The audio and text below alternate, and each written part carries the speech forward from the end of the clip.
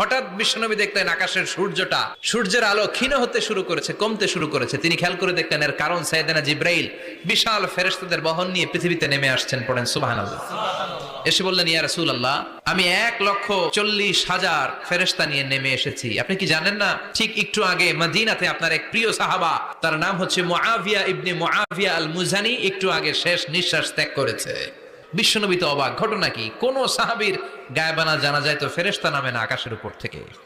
বিশ্বনবী জিজ্ঞেস করলেন, জিব্রাইল, কোন সাহাবীর গায়েবানা জানা যায়? তোমরা আকাশ থেকে এত ফেরেশতার বহর নিয়ে নামো নাই? কি এমন আমল করেছে আমার মুআবিয়া? কি এমন ভালো গুণ ছিল, ভালো আমল ছিল, যার কারণে আরশের উপরে তার এত সম্মান? আপনার এই প্রিয় সাহাবী হাঁটতে বসতে চলতে ফিরিতে সব সময় পড়তো কুল হুয়াল্লাহু আহাদ আল্লাহুস সামাদ লাম ইয়ালিদ ওয়া লাম ইউলাদ ওয়া লাম ইয়াকুল লাহু কুফুয়ান আহাদ।